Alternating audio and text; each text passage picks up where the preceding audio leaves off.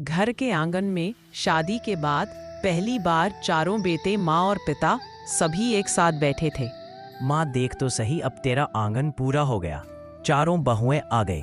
अब तुझे कोई चिंता नहीं करनी पड़ेगी।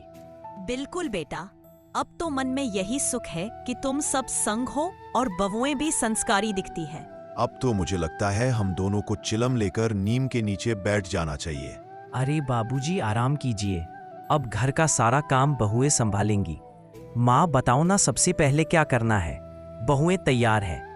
अरे बेटा, सबको थोड़ा थोड़ा काम बांट दूंगी, जिससे किसी एक पर बोझ ना पड़े। माँ जी जैसा आप कहें हम सब साथ मिलकर करेंगे। लेकिन ध्यान रहे माँ जी, मेरे हिस्से का कोई भी काम किसी दूसरे को ना देना, और ना ही मैं किसी दूसरे के हिस्से का काम करूंगी। हाँ और हाँ, मुझे पूजा पाठ से ज्यादा मतलब नहीं है माँ जी।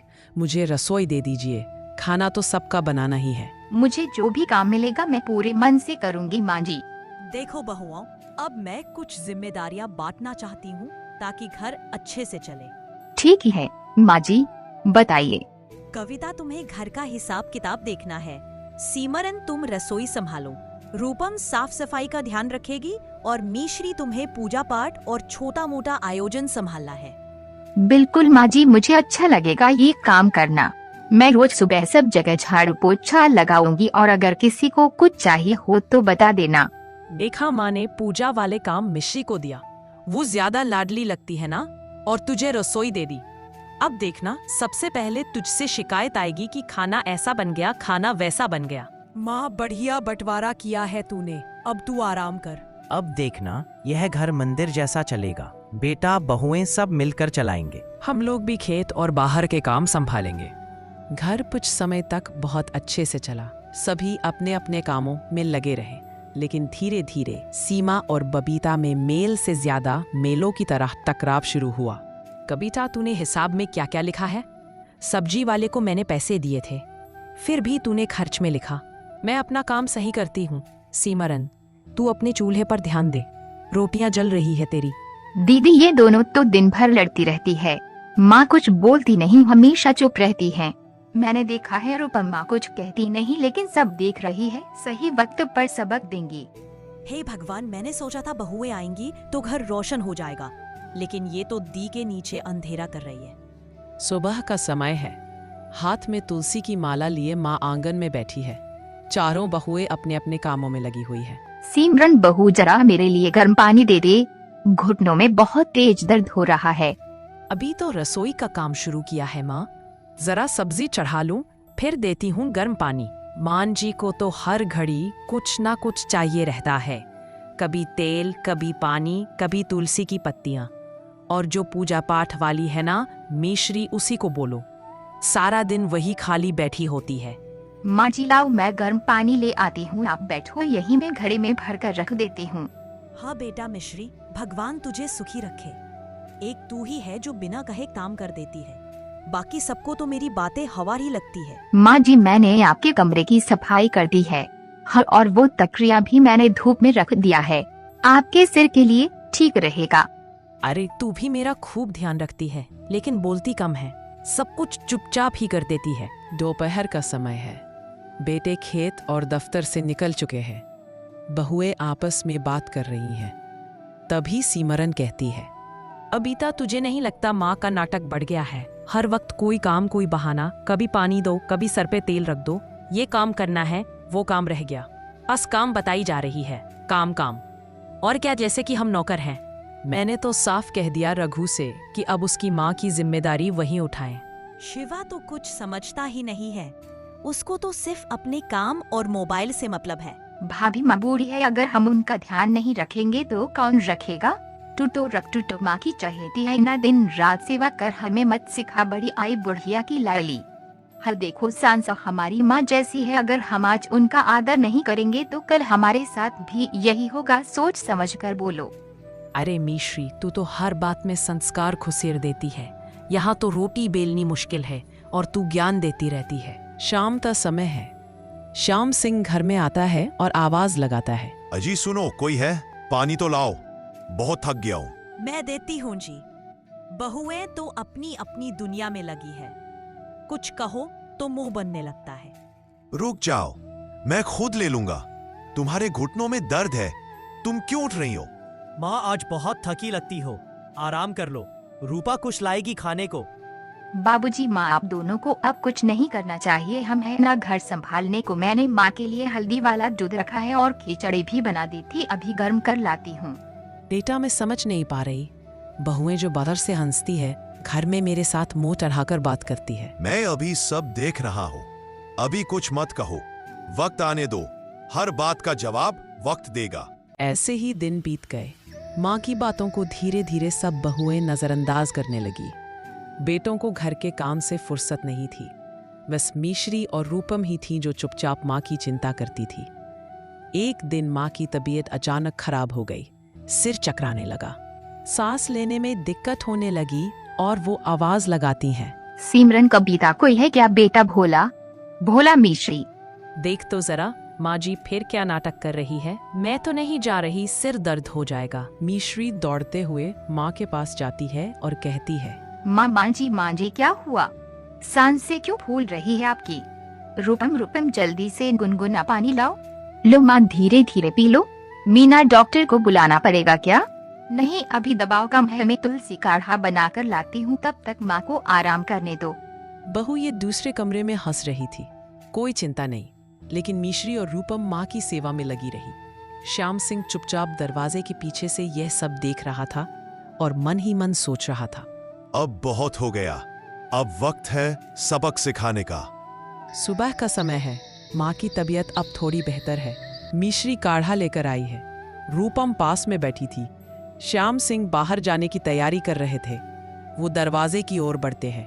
बाबूजी आप अकेले कहाँ जा रहे हैं? मौसम भी बहुत गर्म है, कोई जरूरत हो तो हम ले चलते हैं। मैं शहर जा रहा हूँ, भोला एक पुराना मित्र है, सेठ हरिदास, उसी से मिलना है। किस लिए बाबूजी, कुछ खास बात है क्या? बस कुछ जरूरी काम है, जरा सोचने का वक्त आया है, अब उम्र हो चली है। बाबूजी टिफिन में पराठे और मिर्ची का अचार रखा है, रास्ते में भूख लगे तो खा लीजिएगा। अरे वाह बेटी, तू तो माँ की तरह ख्याल रखती है। ठीक है चलता हूँ। श्याम सिंह जल्दी ही शहर में सेठ हरिदास के आलीशान बंगले पर पहुंचता है और श्याम सिंह से कहता है, श्याम सिंह इतने सालों बाद सब कुशल तो है? घर पर नई बहुएं ठीक से तो है? कुछ गंभीर लग रहे हो। हरिदास, उसी के बारे में आज बात करने आया हूँ, वह केवल तू ही समझ सकता है। बोलो मित्र, क्या बात है? अब जीवन के अंतिम पड़ाव पर हूँ, 4 बेटे 4 बहुएं हैं। लगता था बुढ़ापा सुखद बीतेगा, लेकिन घर अब घर नहीं रहा। बहुएं सेवा नहीं दिखावा करती है। समझ गया, तू चाहता है कि जो सही में सेवा करे उसे जायदाद मिले। बिल्कुल, मैं चाहता हूँ तू वसीयत तैयार करवा दे, लेकिन अभी किसी को नहीं बताना। पहले एक परीक्षा लेनी है सबकी। वाह मित्र, तेरे अंदर अभी भी किसान की चतुराई बाकी है। अच्छी सोच है, मैं कल ही वकील से मसौदा बनवा देता हूँ। अगले दिन श्याम सिंह गांव लौटता है। बाबूजी आ गए, मीना जल्दी पानी लाओ। बाबूजी ठीक से यात्रा हुई ना? कुछ खाया था ना आपने? हाँ सब बढ़िया रहा, लेकिन अब मैं एक फैसला लेने वाला हूँ। शाम को राम सिंह सबको आंगन में बुलाता है और कहता है, सुनो सब लोग, अब मेरी और तुम्हारी माँ की उम्र ज्यादा हो चली है। मैंने तय किया है कि जायदाद की वसीयत बनवाऊंगा। ये सुनते ही सभी बहुएं एक दूसरे की ओर देखने लगती है और कविता कहती है, अरे बाबूजी, अभी किस बात की वसीयत? आप दोनों को लंबी उम्र मिले। हाँ पिताजी, हम तो हमेशा आपके साथ हैं। जब तक आप हैं, हमें कुछ और नहीं चाहिए। बाबूजी जो भी फैसला लेंगे सोच समझ कर लीजिए, हम सब साथ हैं। हमें तो बस माँ बाबूजी की सेवा का अवसर चाहिए। श्याम सिंह सभी के चेहरे को गौर से देखता है, फिर धीरे से मुस्कुराता है और मन ही मन सोचता है, अभी तो सब मिठास में डूबे हैं, अब देखना परीक्षा में कौन पास होता है। अब घर में अचानक बदलाव आने लगा। सिमरन और कविता माँ के पास बैठने लगी, उन्हें गर्म पानी देने लगी और पैर दबाने लगी, लेकिन सिर्फ दिखावे के लिए। मिश्री और रूपम पहले जैसे ही बिना बोले अपना काम करती रही। एक रात श्याम सिंह और माँ बात कर रहे थे। कल हम दोनों बिना किसी को बताए गायब हो जाएंगे, देखना कौन क्या करता है इस घर में। सही कह रहे हो जी, अब वक्त है असली चेहरे सामने लाने का। अगली सुबह पूरा घर हक्का बक्का रह गया। ना श्याम सिंह थे ना बूढ़ी माँ। किसी को कुछ पता नहीं था कि वो दोनों कहाँ चले गए हैं। दरवाजे पर बस एक चिट्ठी रखी थी और चिट्ठी में लिखा था, जब तक हम लौटेंगे घर की जिम्मेदारी तुम सबकी है। इस हफ्ते कौन क्या करता है सबका मूल्यांकन होगा। सभी बहुएं और बेटे चिट्ठी देखकर चौंक जाते हैं। ये क्या तमाशा है? बिना बताए चले गए और ये चिट्ठी छोड़ गए जैसे हम लोग नौकर होंगे। हफ्ते भर में क्या साबित होगा? उन्हें क्या लगता है हम कुछ नहीं करते? सब कुछ तो हम ही संभालते हैं। दीदी, शायद उन्हें लग रहा हो कि हम बहुएं घर को ठीक से नहीं चला रही हैं। अब जब उन्होंने जिम्मेदारी सौंपी है तो निभानी चाहिए ना? बिल्कुल, अभी गुस्सा करने से कुछ नहीं होगा। सब मिलकर घर को जैसे माँ बाबूजी चाहते थे वैसे ही चलाएंगे। बाबूजी कहाँ गए होंगे? शहर, मंदिर या किसी रिश्तेदार के पास? मुझे तो माँ की तबीयत की चिंता है। वो अभी ठीक से चल भी नहीं सकती थी। बाबूजी उन्हें कैसे लेकर गए होंगे? हफ्ता भी कौन सा चुना, खेत में काम पड़ा हुआ है, ऊपर से घर की टेंशन। भैया, यही तो परीक्षा है। जब काम ज्यादा हो तभी इंसान की असली नीयत सामने आती है। कोई परीक्षा नहीं है, इतना ज्यादा काम हमसे ना होगा। ए जी, मैं कहती हूँ एक नौकर रख लेते हैं, कम से कम ये सर दर्द तो खत्म होगा। घर में एक नौकर रख लिया जाता है और घर का बंटवारा कर दिया गया। कविता ने पूजा पाठ संभाला, सिमरन ने सफाई, रूपम ने रसोई और मिश्री को घर का हिसाब किताब। लेकिन हकीकत इसके बिल्कुल उलट थी। अगली सुबह आंगन में झाड़ू लगाने का समय था और सिमरन नौकर को डांटते हुए कहती है, तू झाड़ू ठीक से नहीं लगा रहा और ये कोना कल भी गंदा था। रोज रोज के पैसे किस लिए मिलते हैं तुझे? बिटिया जी, आज मौसम खराब है, थोड़ा समय और दीजिए। बहाने नहीं सुनने मुझे। घर में तो जैसे मैं ही सब कुछ करती हूँ।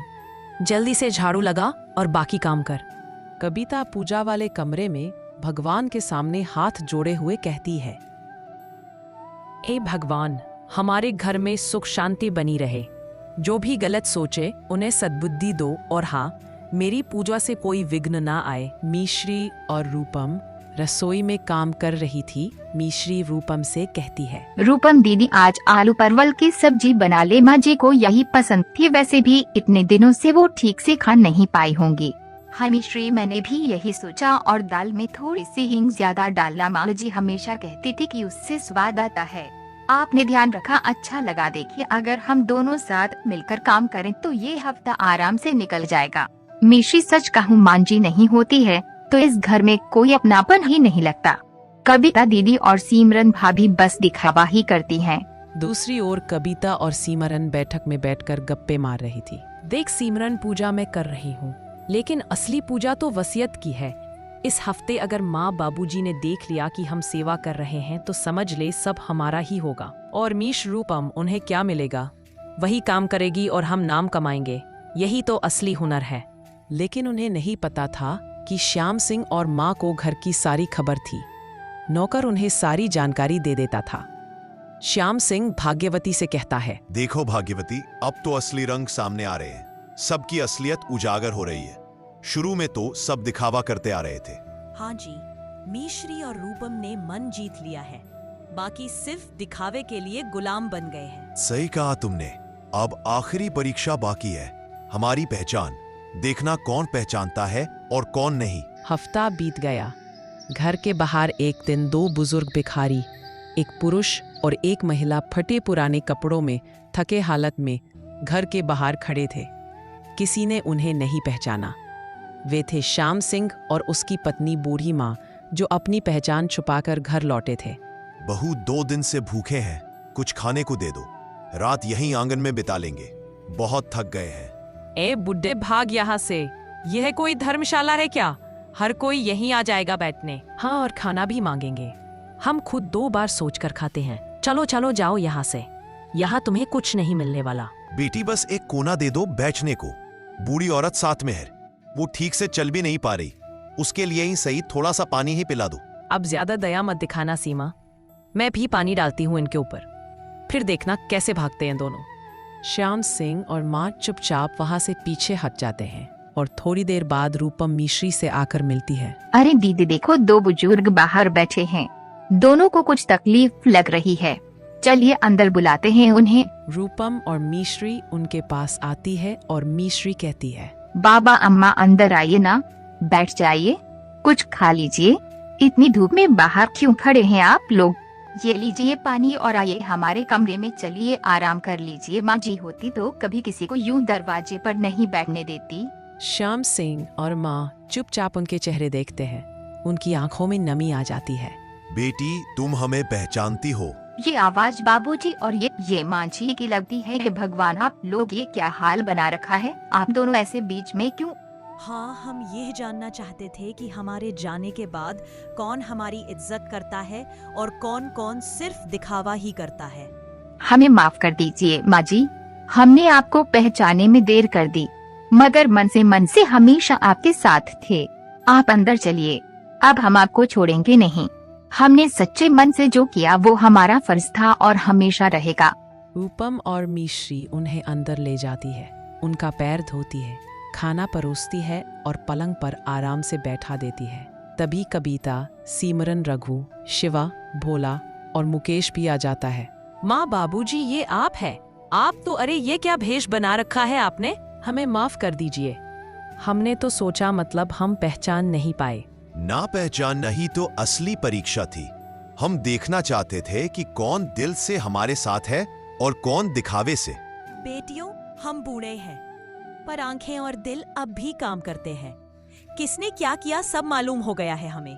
हम नहीं चाहते कि किसी को सजा मिले, लेकिन सच्चाई सबके सामने आनी चाहिए।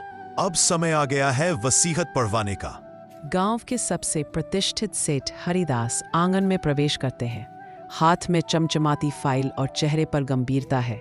सभी बहुएं और बेटे भी वहां पर मौजूद हैं। श्याम सिंह जी, जैसा कि आपने कहा था, आज मैं सबके सामने आपकी वसीयत पढ़ने आया हूँ। इसमें जो लिखा है वही अंतिम निर्णय माना जाएगा। मैंने जीवन भर मेहनत की, बच्चों को पाला, घर बनाया, खेत सींचे। अब यह तय करना जरूरी है कि इस घर का असली वारिस कौन है। बाबूजी, जो भी निर्णय आप करें हमें मंजूर होगा। हम तो बस आपकी सेवा में रहना चाहते हैं। हाँ, अब हम आपकी हर बात मानेंगे, बीती बातें भूल जाइए। बाबूजी, माँ जी, आपको जो सही लगे वही करिए। हम आपके फैसले के साथ थे और हमेशा रहेंगे। हमें कोई हिस्सा नहीं चाहिए, बस आपका प्यार बना रहे। सेठ हरिदास वसीयत निकालते हैं और पढ़ना शुरू करते हैं। श्याम सिंह पुत्र श्री दयाल सिंह, निवासी ग्राम धर्मपुर, अपने पूर्ण होशो आवाज में यह वसीयत करता हूँ। मेरे चारों पुत्रों को उनके हिस्सों का सम्मान रहेगा, लेकिन घर की जिम्मेदारी, खेत और मुख्य संपत्ति में उन 2 बहुओं को सौंपता हूँ जिन्होंने सच्चे मन से मेरी और मेरी पत्नी की सेवा की। यह सब सुनने के बाद सिमरन कहती है, अब सब कुछ गया हमारे हाथ से। मैं तो कहती हूँ ये मीश्री ही चुगलखोर है, उसी ने सब पलट दिया। रूपम, पत्नी भोला और मीश्री, पत्नी मुकेश को यह अधिकार सौंपा जाता है कि वे इस घर और खेतों की देखरेख करें। बाकी बहुओं को कोई विशेष उत्तराधिक नहीं सौंपा गया। हम सालों से इस घर में हैं और आपने हमें बेइज्जत कर दिया। हाँ, हमसे भी गलतियां हुई होंगी, लेकिन इसका मतलब ये नहीं कि सब कुछ हमसे छीन लिया जाए। गलती तो इंसान से होती है, लेकिन जब वही गलती आदत बन जाए और सेवा दिखावा, तब उसका फल तो मिलेगा ही। जिसने हमें एक लोटा पानी तक नहीं दिया, जब हम बूढ़े भेष में लौटे उसे कैसे सौंप देते घर। हाँ, हमने कभी सोचा भी नहीं था कि आप हमें इतना मान देंगे। हमने तो बस अपने बड़ों का फर्ज निभाया। हमें आपका आशीर्वाद चाहिए, वही हमारे लिए सबसे बड़ी दौलत है। कविता और सिमरन गुस्से और पछतावे के बीच चुपचाप बैठ जाती है। बच्चे भी उनके पास नहीं जाते। पूरा माहौल भावुक हो जाता है। यह घर अब नई सोच और सच्चाई से चलेगा। जो माँ बाप की सेवा करता है वही असली वारिस होता है। हम चाहते हैं कि अब यह परिवार फिर से एक हो, लेकिन दिल से, ना कि लालच से। श्याम सिंह जी, आपने जो निर्णय लिया वह पूरे गांव के लिए मिसाल है। सेवा का मूल्य दौलत से कहीं ऊपर होता है। सेठ हरिदास के जाने के बाद आंगन में एक भारी सन्नाटा छा जाता है। श्याम सिंह और बूढ़ी माँ चुपचाप चारों बेटों और बहुओं को देखते हैं। रूपम और मीश्री दोनों माँ के पास बैठी होती हैं। वहीं दूसरी ओर कविता और सिमरन अपने कमरों की ओर मुंह फेर कर बैठती है। आज जो भी हुआ वो तुम्हारे कर्मों का ही फल था। जायदाद का बंटवारा नहीं हुआ, जिम्मेदारी का हुआ है। अब फैसला तुम्हारे हाथ में है कि तुम घर छोड़ोगे या खुद को सुधारोगे। माँ बाप बूढ़े होते हैं, बेकार नहीं। हम देख भी सकते हैं और समझ भी सकते हैं, लेकिन चुप रहने का मतलब ये नहीं कि हम बेअकल हैं। माँ बाबूजी, गलती हमसे भी हुई। हमने बहुओं की बातों को ही सच माना, कभी आपसे पूछा ही नहीं। हमें लगता था आप ठीक होंगी, लेकिन असल में हम ही खुद में मस्त थे। अब समझ आया माँ क्या होती है। मैं हमेशा रूपम को डांटता रहा, पर आज पता चला वही तो असली बहू है। माँ की इज्जत करना क्या होता है उसी ने सिखाया। मिश्री ने कभी शिकायत नहीं की, चुपचाप हर काम किया और अब समझ आया, सच्चाई दिखावे में नहीं होती, दिल में होती है। कविता और सिमरन कमरे से बाहर आती है। दोनों की आंखों में पश्चाताप है। वे सीधे जाकर बूढ़ी माँ के सामने खड़ी हो जाती है। माँ जी, हमसे बहुत बड़ी भूल हुई है। आपकी सेवा तो दूर, हमने आपको तकलीफ दी है। आप हमें माफ कर दीजिए माँ जी, हमें माफ कर दीजिए। हम बस घर संभालना चाहती थी, लेकिन खुद को बड़ा समझ बैठी। आपने हमें आईना दिखाया, अब सब बदल देंगे हम माँ। माफ करना तो माँ का धर्म है, लेकिन याद रखना, एक बार की माफी हमेशा की छूट नहीं होती। अब सबकी असली परीक्षा शुरू होती है। यह घर अब औरतों की लड़ाई का अखाड़ा नहीं, माँ बाप के आशीर्वाद से चलने वाला मंदिर होगा। अब हम सब मिलकर काम करेंगे, कोई एक दूसरे पर हावी नहीं होगा। अब अगर घर को घर बनाना है तो मिलजुल कर चलना होगा, वरना इस घर में कोई सुख नहीं टिकेगा। चारों बहुएं पहली बार मिलकर काम करने के लिए एक साथ रसोई की ओर जाती है। रघु, शिवा, भोला और मुकेश बाहर बैठकर खेतों की चर्चा करने लगते हैं। बूढ़ी माँ अपने पूजा घर में दीप जलाती है। श्याम सिंह जी, लगता है अब सचमुच हमारा बुढ़ापा चैन से बीतेगा। हाँ, और यह चैन जायदाद से नहीं समझ से आता है। बहुओं को जो सीख मिली है वही इस घर की सबसे बड़ी दौलत है। आंगन में हंसी की हल्की खनक सुनाई देती है। बच्चों की किलकारी गूंजती है। रसोई से सब्जी का छौंक उठता है। एक घर जो बिखरने वाला था आज फिर से जुड़ गया।